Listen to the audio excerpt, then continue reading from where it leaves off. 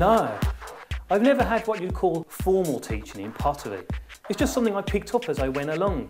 I do find it very relaxing, but the problem is a lot of the conventional tools of pottery, the wheel, the oven, the clay, can be quite expensive. So what I do is look around the house for things I already own. So I don't use a potter's wheel. I choose to use a microwave.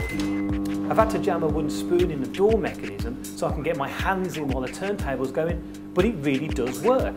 And the bonus is that by the time I've finished on the turntable, the pot's pretty much baked as well.